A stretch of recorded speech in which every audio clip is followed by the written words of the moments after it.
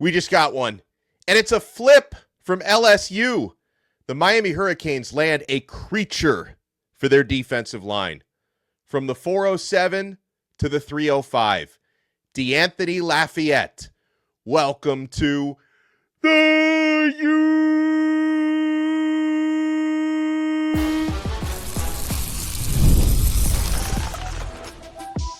You are Locked On Canes, your daily podcast on the Miami Hurricanes, part of the Locked On Podcast Network, your team every day. 2 days in a row. It's four-star safety J.J. Dunnigan yesterday. Four-star defensive end DeAnthony Lafayette today. I am Alex Donno, University of Miami alumnus, co-host of Locked On ACC and host of Postgame on the Hurricanes Radio Network. And thank you so much to the everydayers for making Locked On Canes your first listen. We're available free wherever you get your podcasts. We're free on YouTube. We're part of the Locked On Podcast Network. Your team every day. And Locked On is now the #1 sports podcast network. And this episode is brought to you by FanDuel. Right now, new customers can bet just $5. And if your bet wins, you get $300 in bonus bets to use across the app. Download FanDuel today.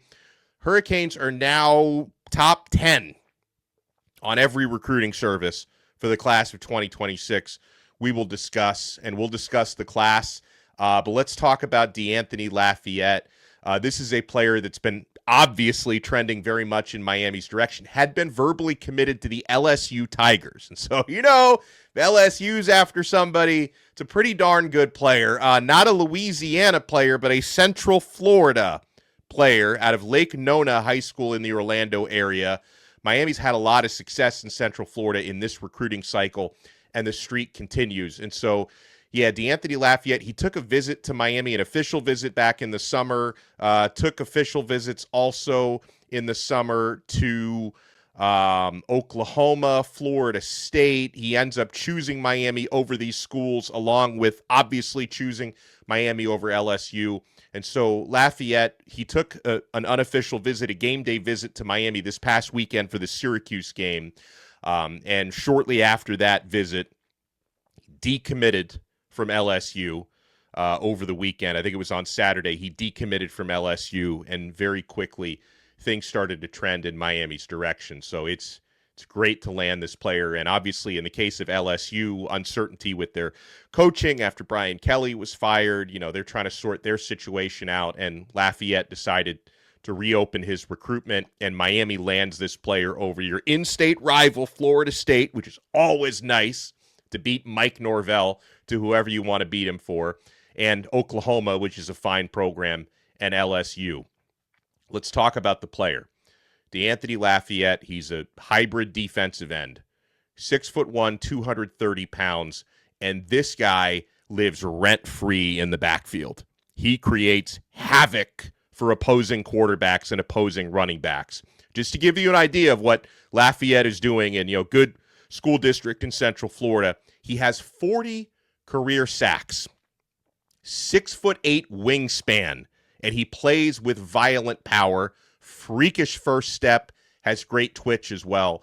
And this is someone, remember who else Miami has committed in this class on the edge.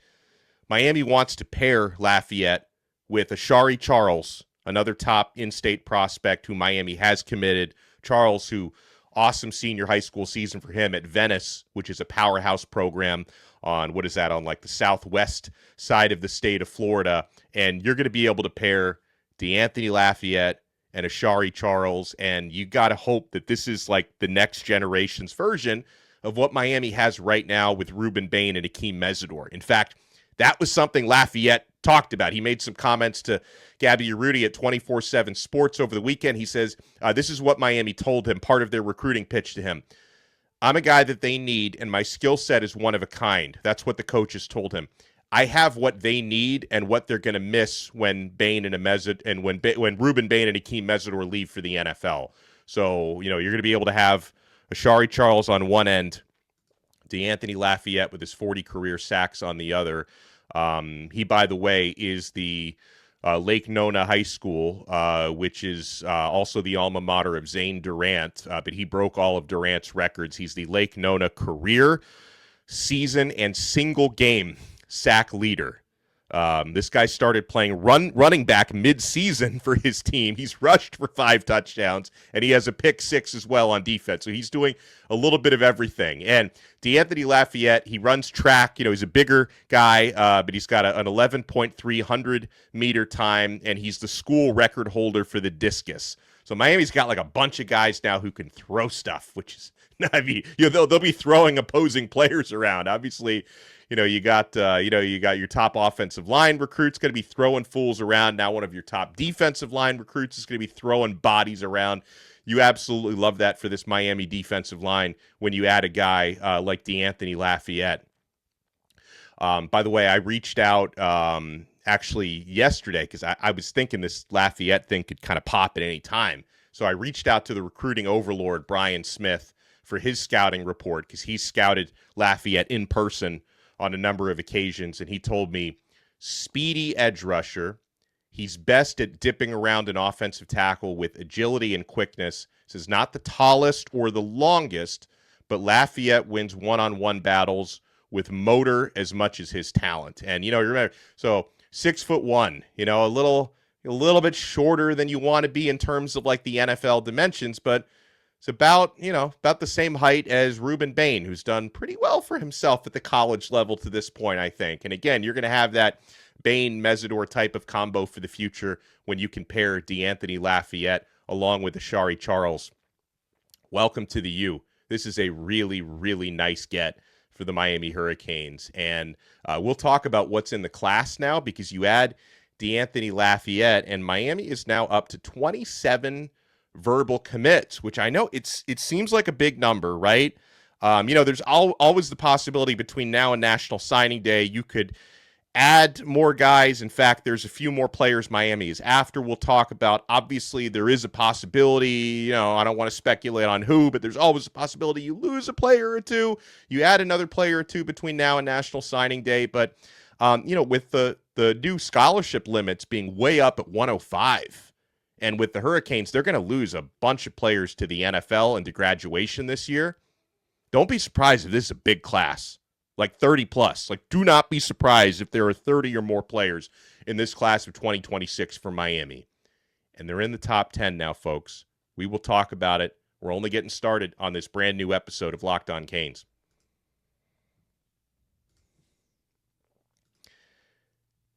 Guys, we're only getting started with Wayfair because the holiday season is here. It just means it's time to get your home ready. Whether you need more seating for guests, cozy new linens, or fun serveware for holiday hosting, Wayfair's Black Friday sale is here to help you make your space shine. And the best part, you don't have to wait. Wayfair's Black Friday deals are happening all month long with up to 70% off everything from sofas to spatulas. Mario Cristobal's going to need one. He just used his spatula today to flip DeAnthony Lafayette from LSU to Miami. He might need it a couple more times in this recruiting cycle, guys. I'm telling you, if you've ever hosted family for the holidays, you know how much difference a few new touches can make. Wayfair makes that easy. And I can't believe how fast they ship. Guys, just in time for the holidays, you're going to get everything off Wayfair.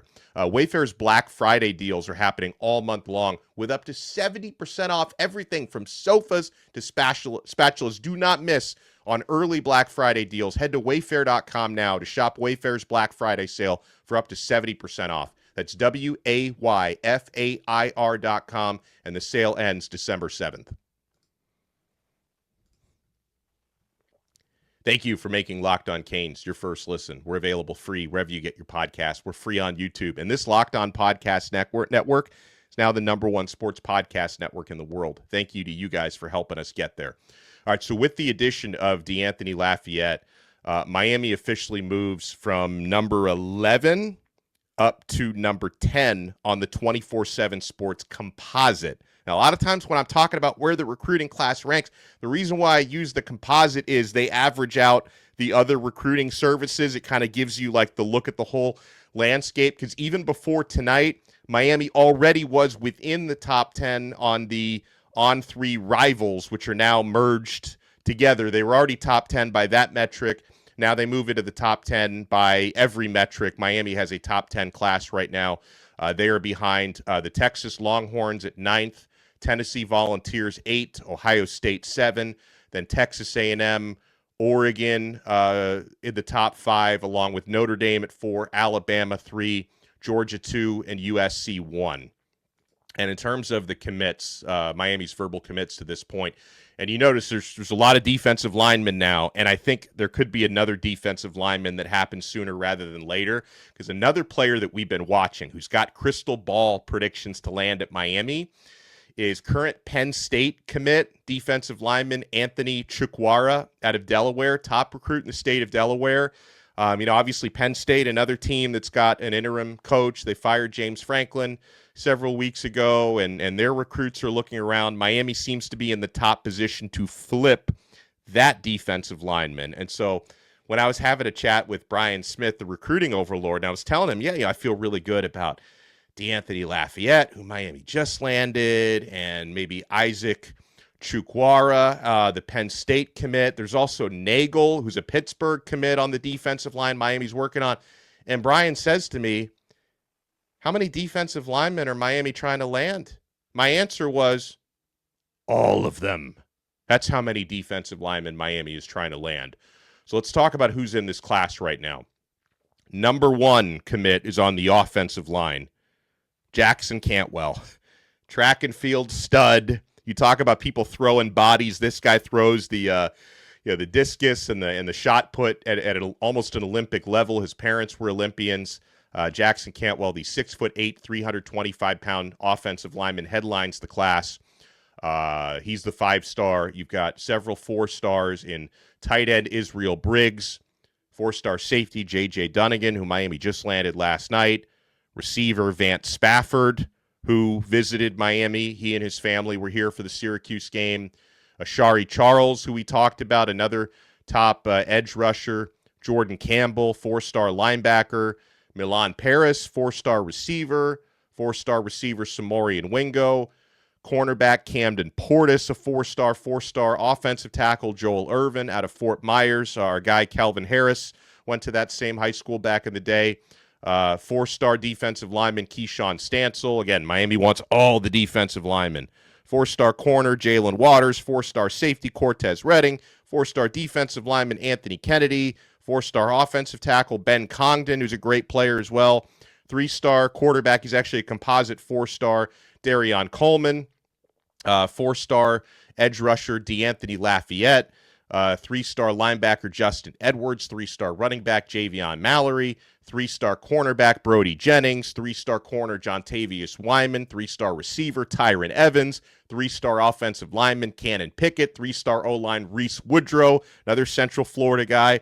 3-star offensive lineman J.J. Sparks. 3-star D-lineman Tyson Bacon. And 3-star D-lineman Freddie Saintius. So a lot of D-line, a lot of O-line, a lot of corners in the class.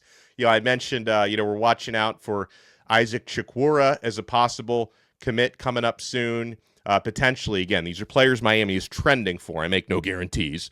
And then another one who we talked about the other day, Blake Stewart, 3-star safety out of Atlanta, who is trending to Miami. And Miami would love to pair Stewart with J.J. Dunnigan as your safeties for the next 3 or 4 years. And, of course, Miami, as we mentioned, wants to pair Asharri Charles and newly landed DeAnthony Lafayette as your bookends, your edge rushers for the next 3 or 4 years. So things are trending up. And, we're just getting started on this new week of Locked On Canes episodes. We're going to start, really turning the page to the NC State matchup throughout the week. We're going to be having my guy Kenton Gibbs from Locked On Wolfpack, who's also my co-host on Locked On ACC. We're going to do a crossover episode with him, talking Miami versus NC State. I noticed that on social media, I'm kind of I'm ready to move on to the next game, but Syracuse fans and Miami fans are still arguing about how much they hate Fran Brown or why they hate Fran Brown. I mean, listen, Fran is a character, and he's a really intense guy. He was mic'd up for a handshake that he had with Michael Irvin at the end of the game, where Fran is like, yeah, you guys play well, but don't get used to this. Don't get used to beating us because we're coming. And then Michael's just like, all right, man, you're intense. I get it. It's kind of a funny exchange, but that's just how Fran is. And like he and Mario at one point during the game, it was like during a timeout, they were like shouting at each other from other ends of the field. And you know what? I like it. Like I like the competitive juices, right?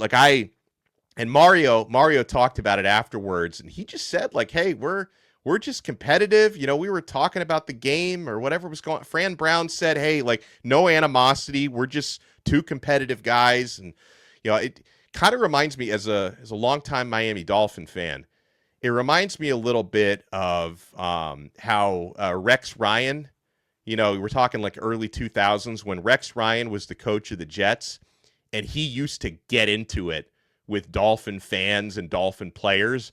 Fran reminds me a little bit of Rex. Like they kind of have that similar personality because, like a Miami fan, and I didn't really like the way the Miami fan was like cursing at him. Like, I just feel like we need to be a little classier than that. But this one Miami fan like took a video where he was like cursing at Fran, and Fran was jawing right back at him. I was like, man, he reminds me a lot of Rex Ryan back in the day. Like he'll go at it with the fans and stuff. So, I mean, bottom line, Miami did what they had to do. They beat Syracuse 38-10. We turned the page to NC State. NC State coming off a bye week. So you have that extra time to prepare. They've only been thinking about Miami for the last 2 weeks. CJ Bailey, I'm sure, has been thinking about Miami, the South Florida kid that, Miami didn't start recruiting him till he was already locked in with NC State. CJ is going to want to come down here in front of his family and friends and put on a show. We know Miami's got, obviously, the physical matchups to beat that Syracuse team. To beat NC State. See, I need to turn the page on to NC State now. Miami is obviously capable of winning this game physically. Hurricanes are 2-touchdown favorites in this game, but you're going to have to start faster. I mean, NC State has an awesome offense.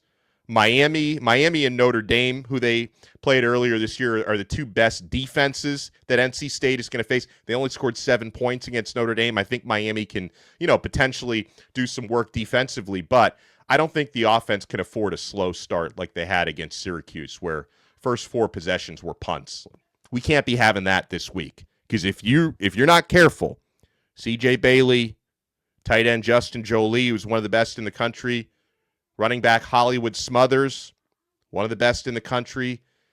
These guys can hurt you if you let them. And if your offense doesn't go toe-to-toe with them, you don't want to be in a position where you got a big hole to dig your way out of. I'll just say that. So we'll talk a lot about it throughout the week. Make sure you smash that like button and subscribe. Make sure to welcome DeAnthony Lafayette to the U, and we'll talk to you tomorrow, Truth Teller Tuesday. We might be on a little bit later than usual because I'm going to be on radio for the next 3 days. Be waking up very early, 6 a.m. to 10 a.m. I'm filling in for Joe Rose. Joe Rose is on his way to Spain, calling the Dolphins game this weekend. And maybe the Dolphins will, they impressed us on their home field. They'll go over to Europe and impress us this weekend against the Commanders, hopefully. So I'll be filling in for Joe along with Hollywood for the next few days. So you can catch me 6 a.m. to 10 a.m. on 104.3 FM WQAM. And, of course, I will be doing Locked On Canes. It might just come out a little bit later, like early afternoon. So we'll talk to you then on another episode of Locked On Canes right here on the awesome Locked On Podcast Network. Number 1, your team every day.